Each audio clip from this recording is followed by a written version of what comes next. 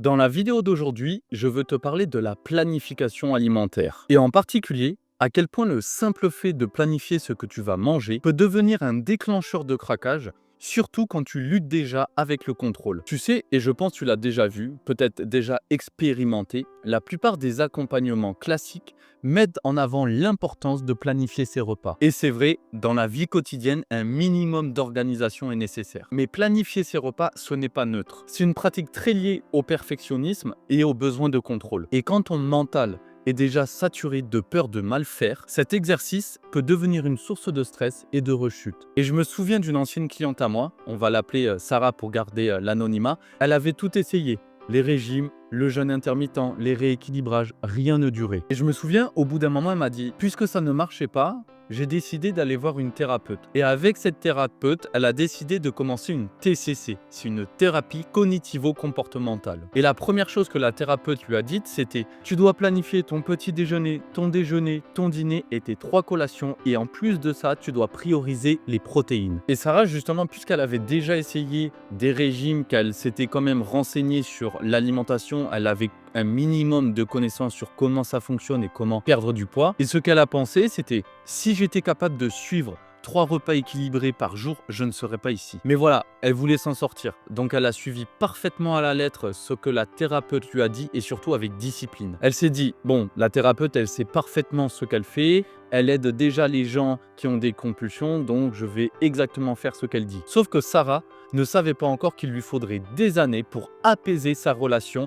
avec la nourriture. Pour elle, planifier, c'était juste un autre mot pour contrôler. Et ce qu'elle entendait inconsciemment, c'était « tu dois mieux te maîtriser ». Pendant 8 semaines, donc la durée de l'accompagnement avec sa thérapeute, elle a tout suivi, tout noté, tout anticipé. Mais le problème, c'est que les compulsions, les craquages continuaient et même ils augmentaient. Elle mangeait ses 3 repas, ses collations et pourtant, elle continuait à faire des crises. Un jour, et ça je m'en souviendrai, sa thérapeute lui a simplement dit « Sarah, essaie vraiment de t'y tenir cette semaine ». Sauf que pour Sarah, cette simple phrase qui peut paraître anodine, pour elle, a ravivé une blessure profonde. Celle de croire que si elle n'y arrivait pas, c'est qu'elle n'en faisait pas assez. Alors, comme pour la plupart, elle s'est encore plus contrôlée. Mais plus elle essayait de bien faire, plus elle essayait de contrôler, plus elle essayait de se restreindre, plus elle craquait. Avant que je t'explique pourquoi planifier tes repas peut aggraver tes compulsions et tes craquages alimentaires, je t'invite à liker cette vidéo si elle te plaît, à la commenter par la même occasion et n'oublie pas de t'abonner. Ça me donne beaucoup de force pour continuer à te produire un maximum de contenu, surtout avec énormément de valeur. La situation dans laquelle Sarah s'est retrouvée, c'est souvent là que les femmes que j'accompagne se retrouvent également. C'est-à-dire, elles veulent bien faire, mais plus elles s'appliquent,